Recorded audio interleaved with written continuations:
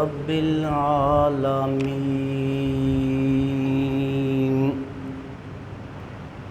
محمد المبعوث رحمة للعالمين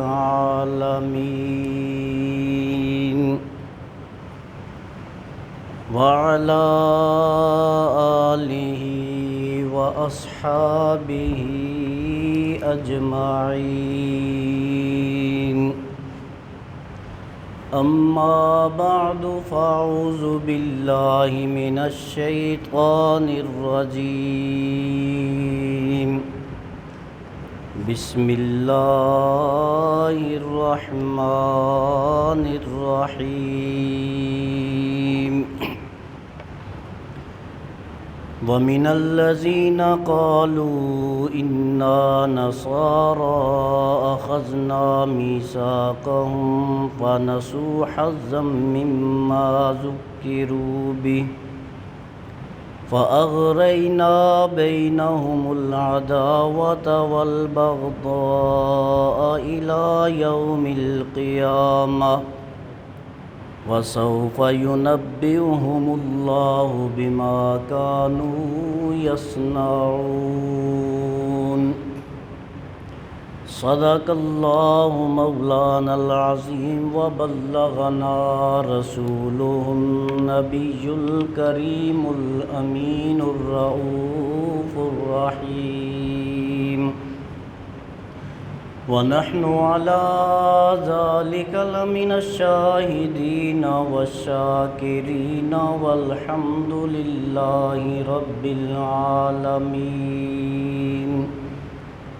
اللهم صل على سيدنا ومولانا محمد وعلى آل سيدنا ومولانا محمد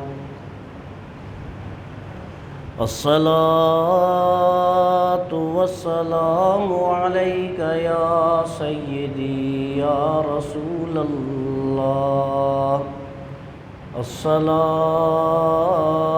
والسلام عليك يا سيدي يا خاتم الأنبياء والمرسلين والحمد لله رب العالمين۔ حمد و ثنا کے بعد معزز و محتشم حضرات سامعین کرام، سورۃ المائدہ آیہ مبارکہ 14 تلاوت کرنے کا شرف حاصل کیا۔ اس آیہ مبارکہ سے قبل 13ویں آیہ مبارکہ میں اللہ تبارک و تعالی نے یہود کے بارے میں تذکرہ فرمایا کہ ان سے ہم نے وعدہ لیا تھا، خصوصاً 5 ذمہ داریوں کا کہ انہیں آپ ادا کریں گے۔ اس کے صلہ کے طور پہ اللہ تبارک و تعالی تمہارے گناہوں کو معاف فرمائے گا، جنت عطا فرمائے گا اور تمہاری مدد فرمائے گا۔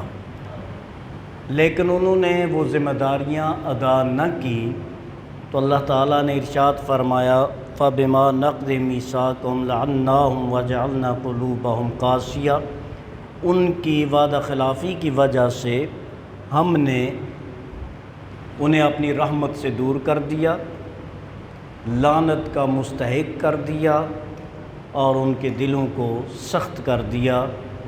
جب دل سخت ہوں اور اللہ کی رحمت سے دوری ہو جائے تو پھر یقینی امر ہے کہ وہ انسان دنیا اور آخرت میں سوائے تذلیل اور ذلت کے اور ناکامی کے کچھ حاصل نہیں کر سکتا۔ آج جو آیہ مبارکہ تلاوت کی، اللہ تبارک و تعالی عیسائیوں کے بارے میں ارشاد فرماتے ہیں وَمِنَ الَّذِينَ قَالُوا إِنَّا نَصَارَى، اور وہ لوگ جو اپنے آپ کو کہتے ہیں کہ ہم عیسائی ہیں، ہم نصرانی ہیں، اخذنا میثاقہم، ہم نے ان سے بھی وعدہ لیا۔ جو وعدہ یہود سے لیا تھا وہی وعدہ ہم نے عیسائیوں سے بھی لیا۔ عیسائی اپنے آپ کو بڑی شان سے اور بڑے فخر سے پیش کرتے تھے کہ ہم نحن ابناء اللہ و احباؤہ، ہم اللہ کی نعوذ باللہ اولاد ہیں اور اللہ کے محبوب ہیں۔ ہم میں سے کوئی بھی جہنم تو جا ہی نہیں سکتا، اور اگر بہت ہی کوئی بڑا گناہگار ہوگا الا ایام معدودات، وہ کچھ عرصے کے لیے مختصر ٹائم کے لیے جہنم میں جائے گا، ادروائز ہم میں سے عیسائیوں میں سے کوئی جہنمی نہیں ہو سکتا۔ تو اللہ تبارک و تعالیٰ ان کے اس دعویٰ کو رد فرماتے ہوئے ارشاد فرماتے ہیں کہ عیسائی جو اپنے آپ کو کہتے ہیں، ہم نے ان سے بھی وعدہ لیا تھا، ان سے بھی کہا تھا کہ تم اللہ کے رسولوں کی مدد کرنا، اللہ کی راہ میں خرچ کرنا، اور اللہ کے رسولوں کے احکامات پر عمل پیرا ہونا، تمہیں بھی اللہ تبارک تعالیٰ بطور اجر اور صلہ اپنی معیت، نصرت اور مدد عطا فرمائے گا، تمہارے بھی گناہوں کو معاف فرمائے گا اور تمہیں بھی جنت کا باسی بنائے گا۔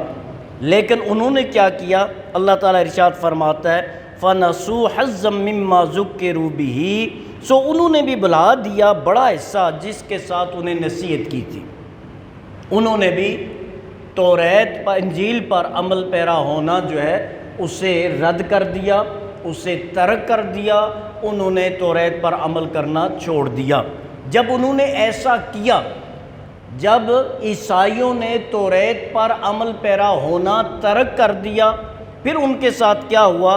اللہ فرماتا ہے فَأَغْرَيْنَا بَيْنَهُمُ الْعَدَاوَةَ وَالْبَغْضَاءَ إِلَى يَوْمِ الْقِيَامَةِ، پھر ہم نے ان کے درمیان بغاوت، عداوت، دشمنی اور بغض کی آگ بھڑکا دی قیامت تک کے لیے۔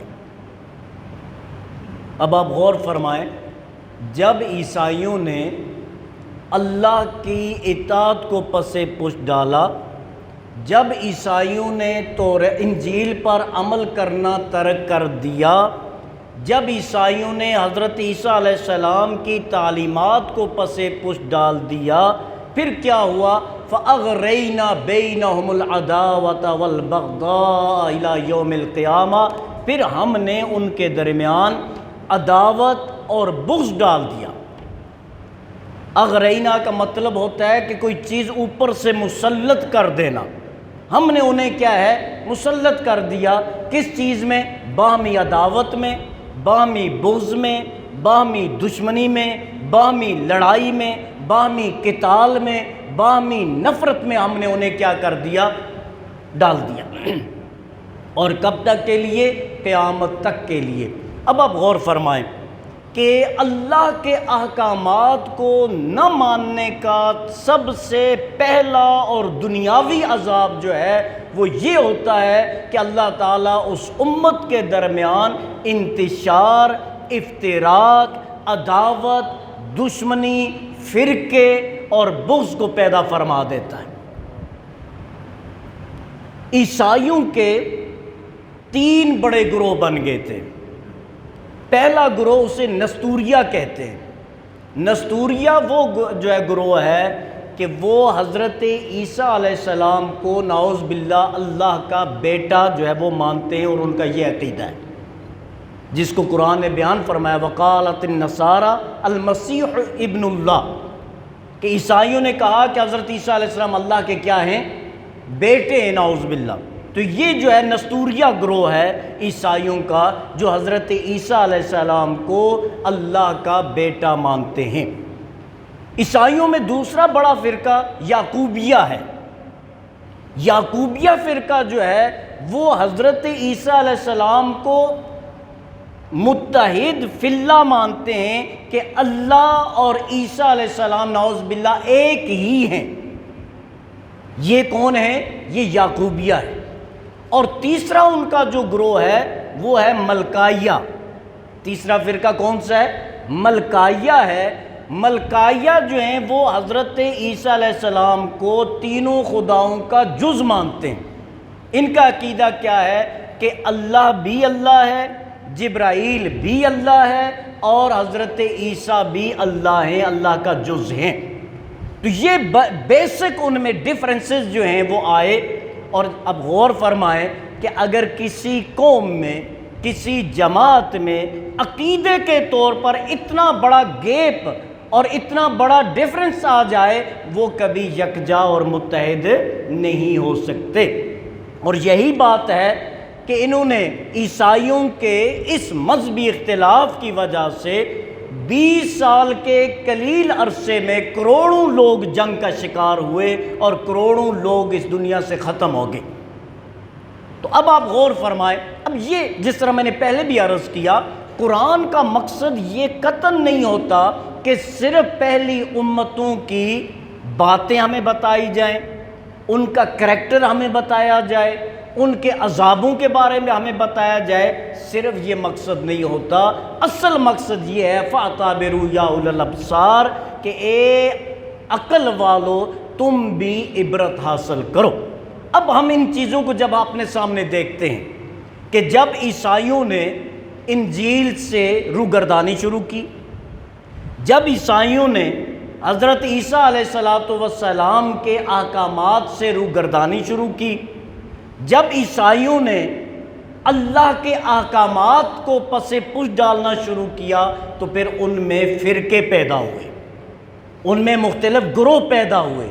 ایک گروہ کہے کہ عیسیٰ علیہ السلام اللہ کے بیٹے ہیں، نعوذ باللہ۔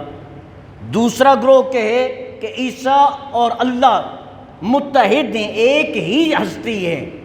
اور تیسرا گروہ کیا کہے کہ عیسیٰ علیہ السلام اللہ کا جز ہیں۔ اتنا بڑا جو ہے وہ عقیدے کے اعتبار سے ان میں فرق آیا۔ اور جب یہ فرق آیا تو ظاہر سی بات ہے کہ ایک نستوریہ جو ہے یعقوبیہ اور ملکائیہ کو کافر سمجھنے لگے، یعقوبیہ نستوریہ اور ملکائیہ کو کافر سمجھنے لگے، اور جو ملکائیہ گروہ تھا وہ نستوریہ اور یعقوبیہ کو کیا سمجھنے لگے؟ کافر سمجھنے لگے۔ اب اگر ہم اپنے بارے میں غور اور فکر کریں، اس امت کے بارے میں غور اور فکر کریں، کیا ہمارے اندر ایسے اختلافات موجود نہیں ہیں؟ وہ میں نے ایک دفعہ پڑھا تھا، شاید لاہور کا کوئی بندہ تھا، اس پہ کفر کا فتویٰ دے دیا۔ اہل حدیث، دیوبندی، بریلوی، تمام مسالک کے علماء نے، مفتیان کرام نے فتویٰ دیا کہ یہ بندہ کیا ہے؟ یہ کافر ہے۔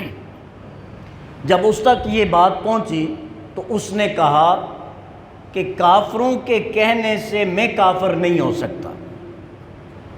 اب آپ غور فرمائیں، اس نے کیا کہا؟ کافر مجھے کافر کہیں تو ان کے کہنے سے میں کافر کیسے ہو سکتا ہوں؟ اب اس بات کی گہرائی میں جائیں، وجہ کیا ہے کہ کوئی بھی مسلک دوسرے کو مسلمان سمجھنے کو تیار ہی نہیں ہے۔ ہم میں سے ہر ایک نے دوسرے پہ کفر کا فتویٰ لگائے رکھا ہوا ہے۔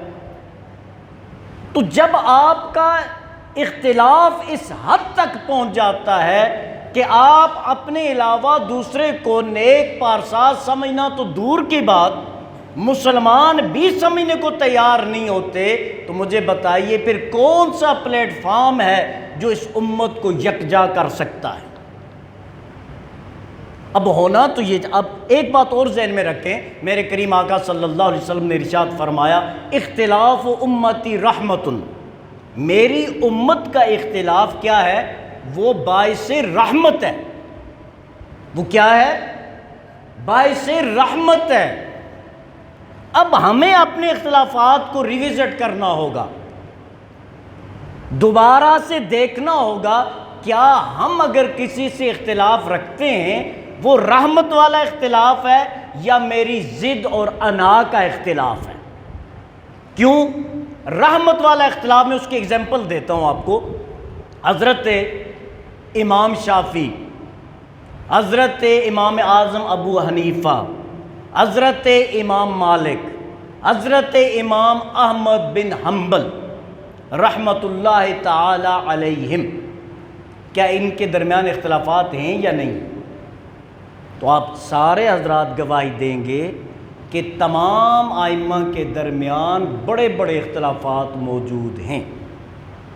امام شافعی کے اختلافات، امام اعظم کے اختلافات، امام مالک کے اختلافات، امام احمد بن حنبل کے اختلافات، فقہی اختلافات موجود ہیں۔ اس کی وجہ کیا ہے؟ اس کی وجہ یہ ہے کہ قرآن اور حدیث کے اصلی اور قطعی معنی اللہ اور نبی کے علاوہ کوئی جان ہی نہیں سکتا۔ تو جب جان نہیں سکتے تو پھر اپنی تحقیق کے مطابق آپ نے کیا کرنا ہے؟ اس سے مسئلہ اخذ کرنا ہے۔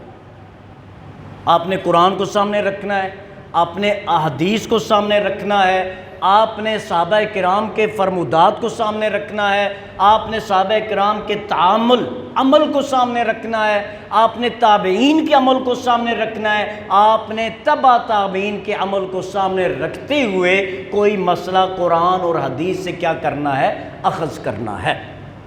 اب اختلاف کیسے نمودار ہوا؟ میرے آقا صلی اللہ علیہ وسلم نے ایک عمل فرمایا، ایک صحابی نے دیکھا، اس نے اسے بیان بھی فرمایا اور اس پر خود بھی عمل فرمایا۔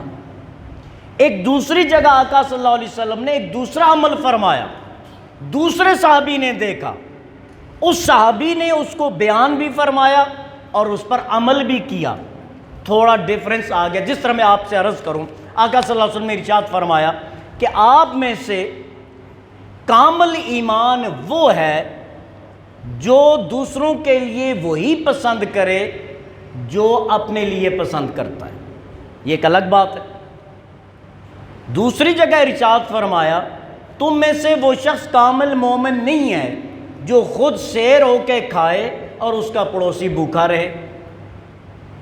تیسری جگہ ارشاد فرمایا تم میں سے کامل ایمان کوئی بھی شخص اس وقت تک نہیں ہو سکتا جب تک میں محمد صلی اللہ علیہ وسلم اس کے ہاں اس کی جان، مال، عزت، اولاد اور ساری کائنات سے بڑھ کر میں محبوب نہ ہو جاؤں۔ اب بات ایک ہی ہے، حکم ایک ہی ہے، ریزنز مختلف ہیں۔ اب آپ کیا کہیں گے؟ کون سا بندہ مومن نہیں ہے؟ ایک طرف پڑوسی کا خیال رکھنے والا مومن نہیں ہے، دوسری طرف آقا سے محبت کرنے والا مومن نہیں ہے، اور تیسری طرف وہ شخص مومن نہیں ہے جو دوسروں کے لیے وہی پسند نہ کرے جو اپنے لیے پسند کرتا ہے۔ مختلف چیزیں ہوگی۔ اب اصل مسئلہ کیا ہے؟ اصل یہ ہے کہ جو بندہ پڑوسی کا حق پورا نہیں کرتا، ادا نہیں کرتا، تو یہ حدیث اس کے لیے ہے کہ اس کے ایمان کا عمل نہیں ہے، وہ اپنی اس کمی کو دور کرے۔ جس کے دل میں آقا کی محبت نہیں ہے اس کا ایمان مکمل نہیں جب تک اس کمی کو دور نہ کرے۔ اور جو دوسروں کے لیے اچھائی نہیں سوچتا، تیسری حدیث اس کے لیے جب تک وہ دوسروں کے لیے وہی پسند نہ کرے جو اپنے لیے پسند کرتا ہے، اس وقت تک اس کا ایمان مکمل نہیں۔ اب سمجھ آئی بات؟ تو مختلف لوگوں کے حوالے سے، مختلف کمیوں کے حوالے سے، مختلف نقائص کے حوالے سے، مختلف اوقات میں مختلف لوگوں کے لیے میرے آقا نے یہ ارشاد فرمایا۔ اب جو ہے جو جس پر عمل کرنا چاہے وہ اس کو تحقیق کرنے کے بعد اس پر عمل کر سکتا ہے۔ اسی طرح مسائل کے حوالے سے بات ہے۔ جو مسائل قطعیہ ہیں، نص قطعی سے ثابت ہیں، ان میں سے کسی کو اختلاف ہے ہی نہیں، وہ شوافع ہوں، مالکیہ ہوں، احنابلہ ہوں، ان میں کوئی اختلاف نہیں ہے۔ اب اختلاف کہاں آتا ہے؟ ایسا کرنا سنت ہے یا نہیں ہے، ایسا کرنا مستحب ہے یا نہیں ہے، ایسا کرنا افضل ہے یا نہیں ہے، ان چیزوں میں اختلاف ہے۔ ہم نے کیا کیا؟ ہم نے فرائض پر عمل چھوڑ دیا، واجبات پر عمل چھوڑ دیا، مستحبات پر ہم نے بحث کرنا شروع کر دی۔ اب دیکھیں نا، مناظرے آج سے 20 سال 25 سال پہلے جو مناظرے ہوا کرتے تھے کس بات پہ ہوتے تھے؟ کیا نماز کے حوالے سے ہوتے تھے؟ تو آپ کہیں گے نہیں۔ کیا زکوٰۃ کے حوالے سے ہوتے تھے؟ آپ فرمائیں گے نہیں۔ کیا سود پر ہوتے تھے؟ آپ کہیں گے نہیں۔ کیا حقوق العباد کے حوالے سے ہوتے تھے؟ تو آپ کیا کہیں گے؟ نہیں۔ بھائی کس میں ہوتے تھے؟ ہوتے تھے آقا صلی اللہ علیہ وسلم کو علم غیب ہے یا نہیں، نبی حاضر و ناظر ہیں یا نہیں، نبی نور ہیں یا بشر ہیں؟ مجھے بتائیے ان اختلافات کا اس امت کو فائدہ کیا ہوا؟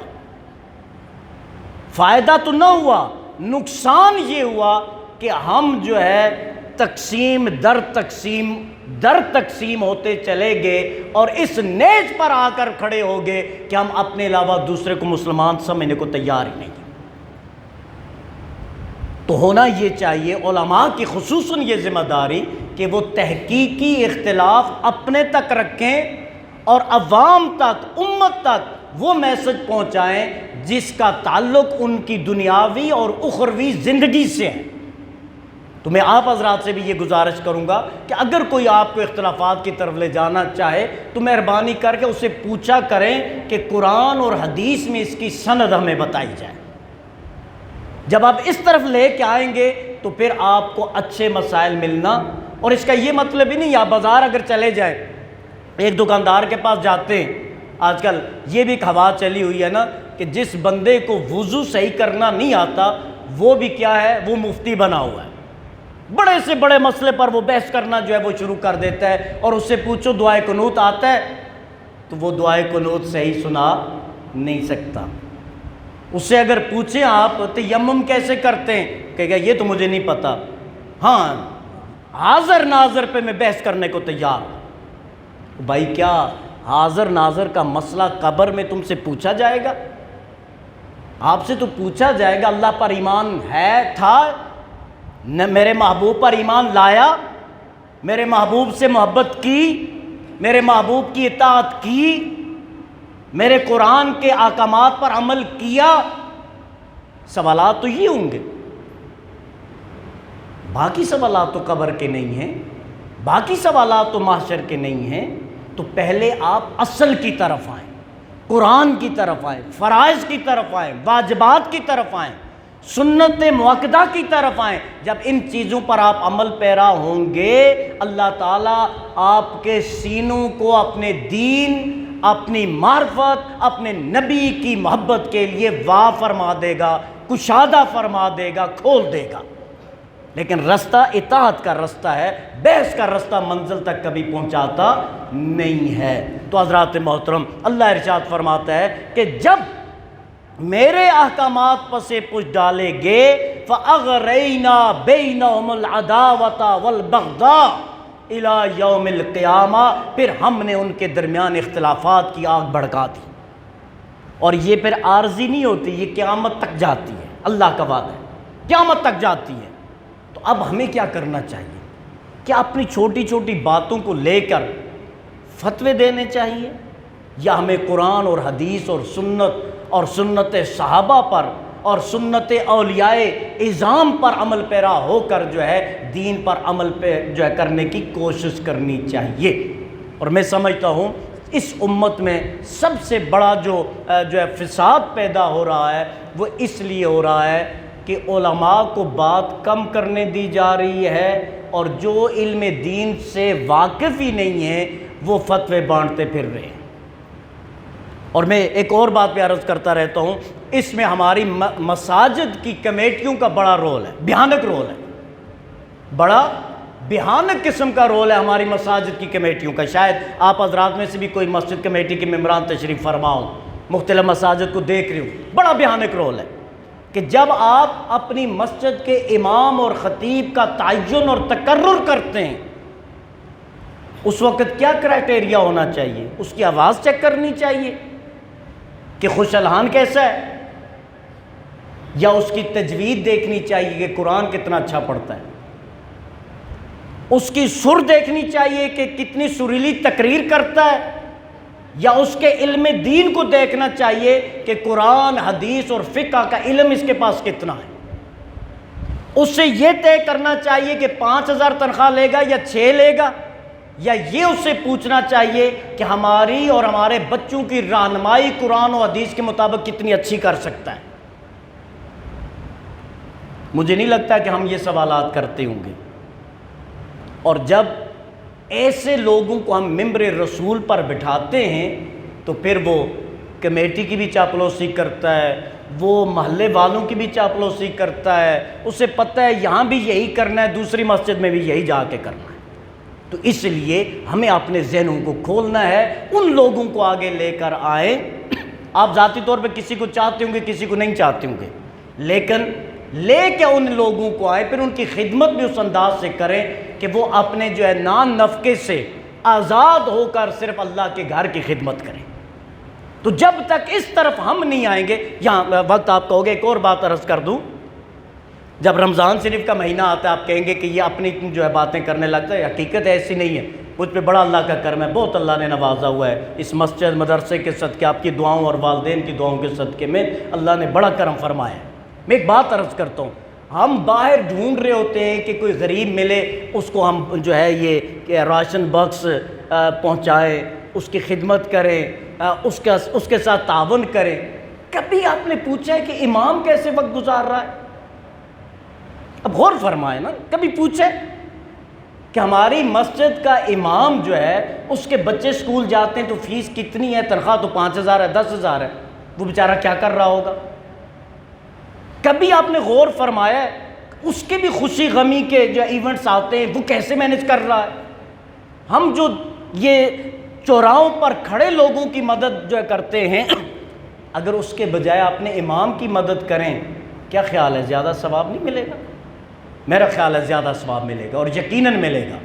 آپ اپنے امام صاحب کی خدمت کر کے دیکھیں، جب وہ دعا کرے گا اللہ آپ کو رنگ لگائے گا۔